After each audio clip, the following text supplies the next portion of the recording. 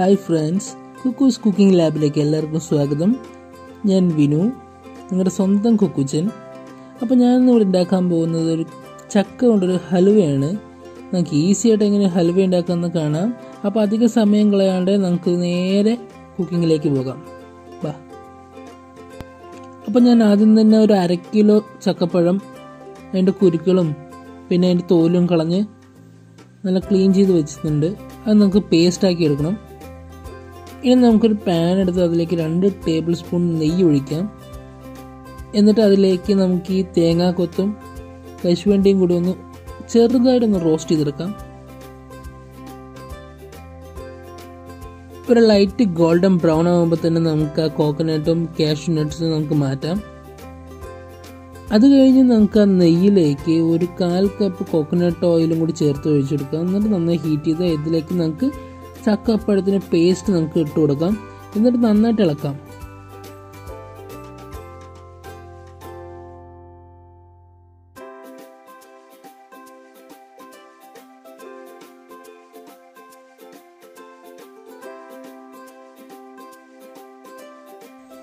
നമുക്കൊരു 1.5 കപ്പ് തേങ്ങാപ്പാൽ എടുത്ത് അതിലേക്ക് ഒരു 4 ടേബിൾ സ്പൂൺ മൈദ കലക്കി നമുക്ക് ഇതിലേക്കൊന്ന് ഒഴിച്ചു കൊടുക്കാം. എന്നിട്ട് നന്നായിട്ട് നമുക്കൊന്ന് ഇളക്കിയെടുക്കാം.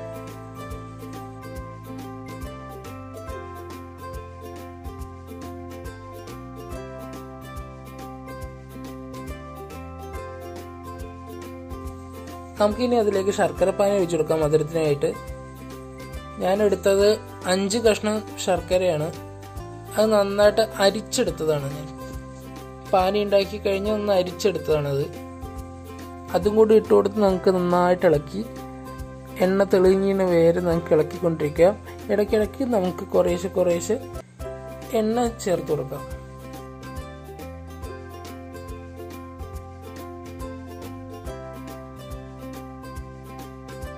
ഒരു 1/2 കപ്പോളം എണ്ണ നമുക്ക് കുറേശ്ശെയായിട്ട് ഇടയ്ക്കിടയ്ക്ക് ഒരു 5 മിനിറ്റ് 10 മിനിറ്റ് ഇടവിട്ട് നമുക്ക് ഒഴിച്ചു കൊടുക്കാം. അത് നന്നായി ബ്രൗൺ ആവുന്ന വരെ നമുക്ക് ഇളക്കിക്കൊണ്ടേയിരിക്കാം.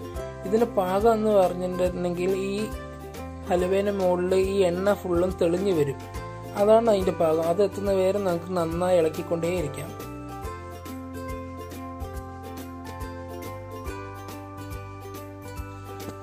ഇതിൻ്റെ എണ്ണയെല്ലാം നന്നായി തെളിഞ്ഞു വരുമ്പോൾ നമുക്ക് അതിൻ്റെ മുകളിലേക്ക് നമ്മൾ വറുത്ത് വെച്ചിരിക്കുന്ന തേങ്ങയും കാഷ്യൂ നട്ടും കൂടി നമുക്കിട്ട് നന്നായി ഇളക്കാം.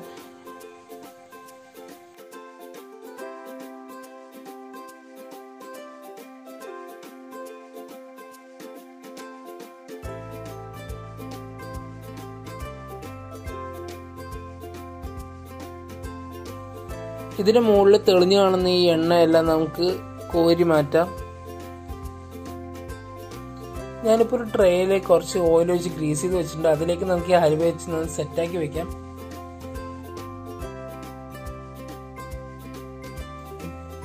തെളിഞ്ഞു കാണുന്ന ബാക്കിയുള്ള ഓയിലും കൂടി നമുക്ക് കോരി മാറ്റാം. നിങ്ങൾക്ക് ഇങ്ങനത്തെ ട്രേ ഇല്ലെങ്കിൽ നിങ്ങളൊരു സ്റ്റീൽ പ്ലേറ്റിലേക്ക് ഹൽവ സെറ്റാക്കാൻ വെച്ചാൽ മതി. മിനിമം ഒരു 6 മണിക്കൂറെങ്കിലും നമുക്കത് സെറ്റാകാൻ വെക്കണം.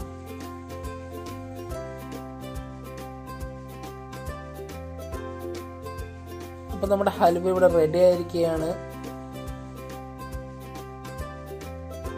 നല്ല സോഫ്റ്റും ഹെൽത്തി ആയിട്ടുള്ള നല്ല അടിപൊളി ഒരു ഹൽവയാണ്.